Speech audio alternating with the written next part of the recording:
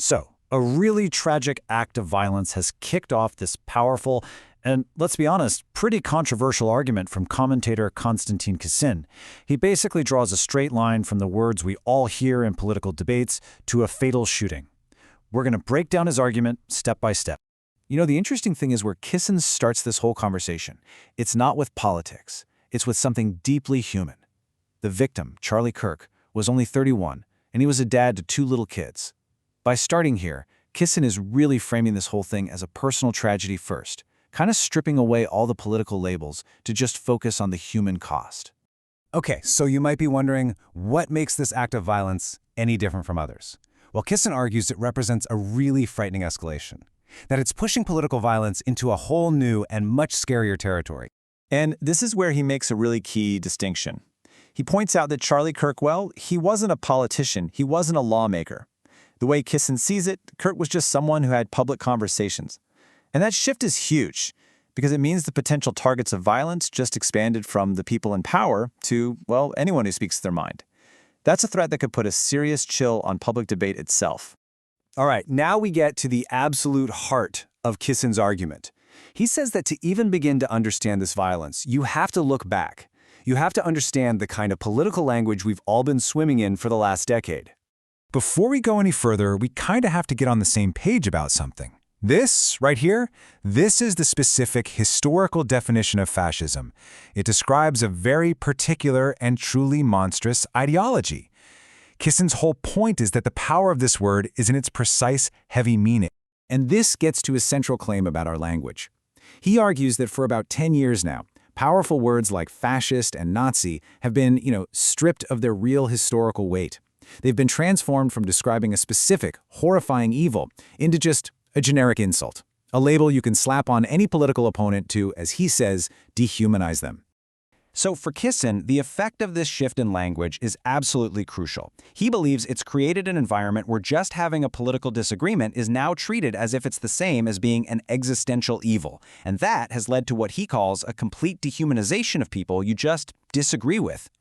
So this brings us to the most critical part of the whole argument. How does all this heated language, this rhetoric, actually turn into real physical violence?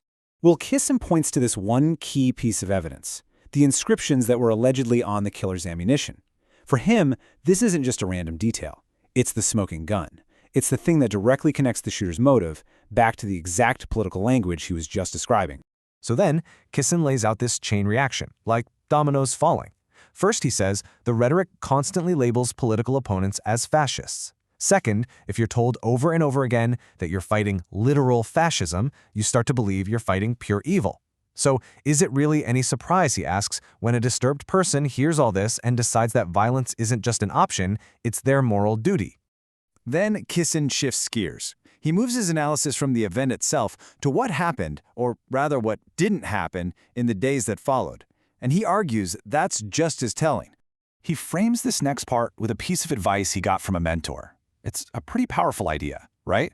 That sometimes the most important clues are found in the silence, in the things that are absent. So what was absent here? Just think about it for a second. In the wake of this incredibly charged political killing, what kind of reaction did we not see plastered all over the news? Kisin points to all this. There were no mass riots, no cities burning down, no widespread attacks on the police. And then he adds the real kicker to his observation: nobody even expected those things to happen. And that absence, that lack of expectation, leads Kisin to his most controversial conclusion. He theorizes that the reason nobody expected mass unrest is because, in his view, political violence has become normalized and accepted far more on one side of the political spectrum than on the other. So this all builds to one final, really tough question.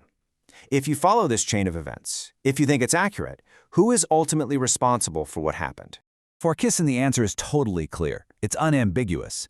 While the shooter is the one who pulled the trigger, he argues that the moral responsibility lies with the politicians and the media figures who, as he claims, basically loaded the gun with their words. And this right here is his final verdict.